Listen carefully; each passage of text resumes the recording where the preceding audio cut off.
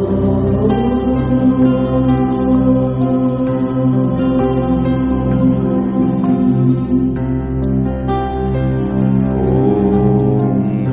दोस्तों, स्वागत है आपका आदर्श धर्म सनातन धर्म यूट्यूब चैनल के आओ मानस पढ़ना सीखे के अगले अंक में। पिछले अंक में हम लोगों ने ये सुना कि कैसे नारद जैसे महान ज्ञानी देव ऋषि भी भगवान की माया से नहीं बच सकते। तो वो भगवान शंकर माता पार्वती को आगे कथा सुनाते हुए कहते हैं कि सुर नर मुनि को नाही, जेहि न मोह माया प्रबल, अस विचारी मन माही, भजिय महामायापति। भगवान शिव कहते हैं कि ऐसा कोई देवता, मनुष्य या सन्यासी मुनि भी नहीं है जिसको भगवान की माया मोह में न पड़ जाए। ऐसा विचार करके हमेशा वो मायापति भगवान विष्णु का स्मरण करना चाहिए।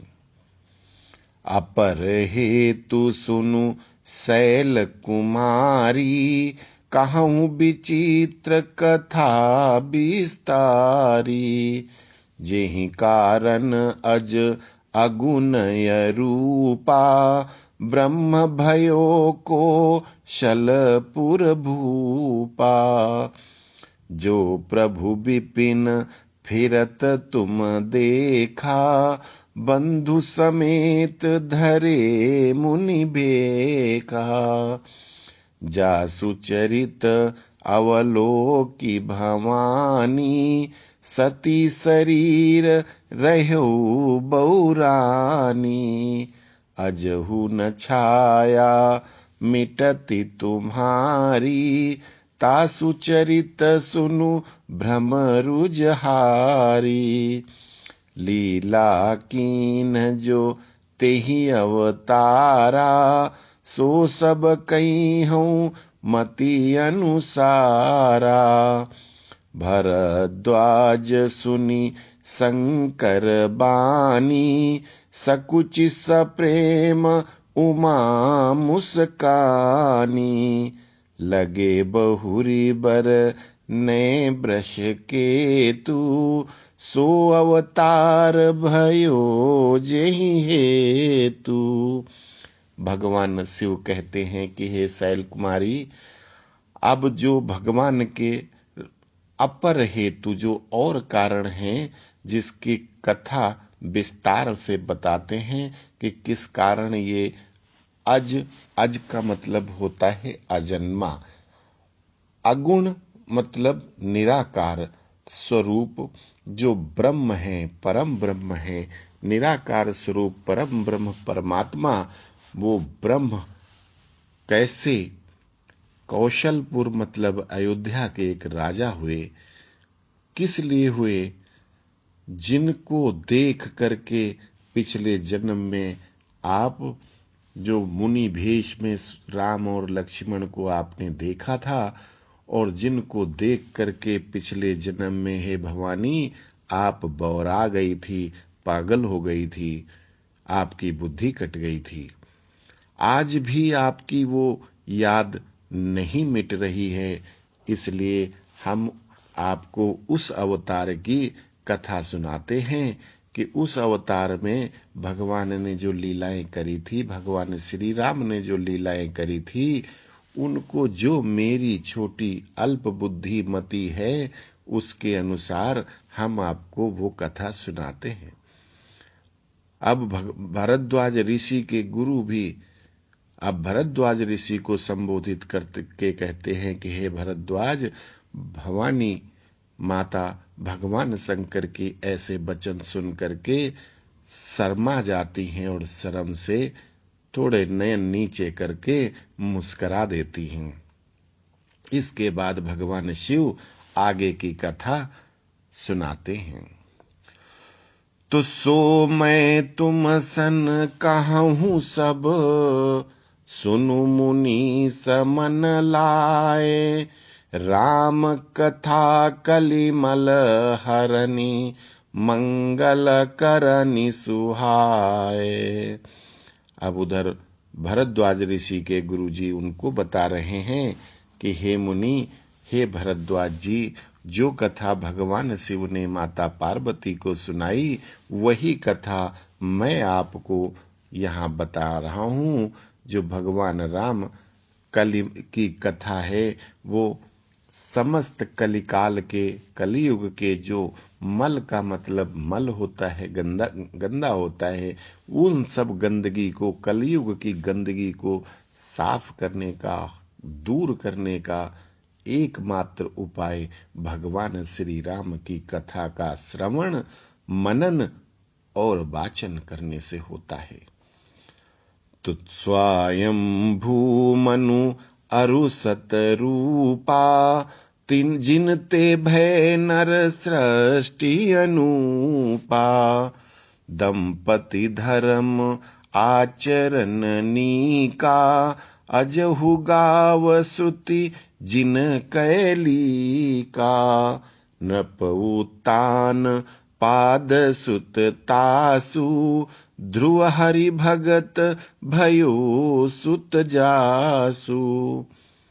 अब कह रहे हैं कि स्वयंभू मनु, जो पहले मनुष्य, और सतरूपा उनकी पत्नी जो पहली नारी हुई, जिनके द्वारा ये सारी नर सृष्टि मतलब मनुष्यों की सृष्टि शुरू हुई। वो दंपति मनु और शत्रुपा जिनके धर्म और आचरण बहुत ही ज्यादा, नीका का मतलब अच्छे थे, जिनके अच्छे आचरणों की वजह से आज तक, श्रुति का मतलब वेद, जिनके वेद पुराण भी जिनके गुणों को आज तक गाते हैं। उनके पुत्र नृप मतलब राजा उत्तानपाद हुए, और उन उत्तानपाद के पुत्र भगवान के परम भक्त ध्रुव हुए। तो लघु सुत नाम प्रिय व्रत ताहि, वेद पुराण प्रशंसहि जाहि। देवहूति पुनि तासु कुमारी, जो मुनि करदम कै प्रिय नारी। आदि देव प्रभु दीन दयाला, जठर धर्यो जेहि कपिल कृपाला। सांख्य शास्त्र जिन प्रकट बखाना, तत्व विचार निपुण भगवाना। तेहि मनुराज कीन बहु काला, प्रभु आयसु सब विधि प्रतिपाला। उनके जो भगवान के परम भक्त ध्रुव थे, उनके जो सबसे छोटे पुत्र थे उनका नाम प्रियव्रत था, जिनकी वेद पुराण प्रशंसा में उनके गान करते हैं।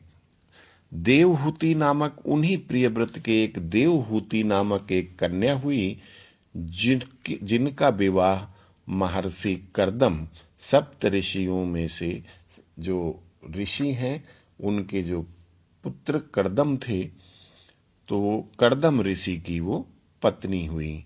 और कर्दम के आदिदेव जो ऋषि थे वो उनके पुत्र हुए, और उनके आदिदेव के पुत्र का नाम कपिल हुआ। जो कपिल भगवान, जिनको कहा जाता है कि भगवान के समान महान ऋषि हैं, उन कपिल ऋषि ने, जिन्होंने गणित शास्त्र, मैथ का, सांख्य शास्त्र का जिन्होंने सांख्य शास्त्र की रचना किया था, जिन्होंने तत्व विचार में वो भगवान के समान है, ऐसे कपिल मुनि हुए। वो मनु, जिनके ये ऐसे लोग जिनके खून से, जिनके शरीर से पैदा हुए, वो मनु ने बहुत दिनों तक राज किया और फिर भगवान की आज्ञा अनुसार सभी को का प्रतिपालन किया, सबको। तो होई न विषय विराग, भवन बसत भा चौथपन। हृदय बहुत दुख लाग, जन्म गयो हरि भगति बिनु। अब धीरे धीरे करके बहुत सालों तक राज्य करते हुए स्वयंभू मनु का चौथापन आ गया, मतलब बुढ़ापा आ गया। फिर उनको ये लगा कि हमारी तो पूरी जिंदगी भगवान की भक्ति के बिना ही चली गई। तो फिर बर बस राज सुतहि तब दीन्हा, नारी समेत गवन बन कीन्हा। तीरथ बर नैमिष विख्याता, अति पुनीत साधक सिद्धिदाता। बसहि तहाँ मुनि सिद्ध समाजा, तहाँ ही हरसि चल्यो मनु राजा। पंथ जात सोहई मति धीरा, ज्ञान भगति जनु धरे शरीरा।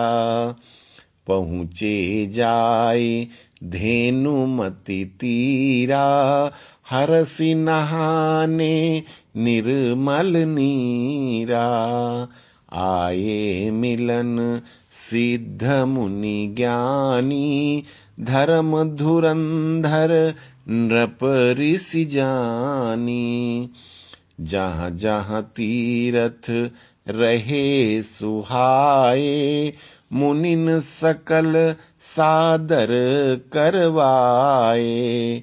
कृस शरीर मुनि पट परिधाना, सत समाज नित सुनहि पुराना। अब जब महाराज ने ये विचार किया कि हमारे तो 3 पन तो चले गए, अब चौथा पन जो बचा है, तो क्या करना चाहिए? भगवान की भक्ति करनी चाहिए।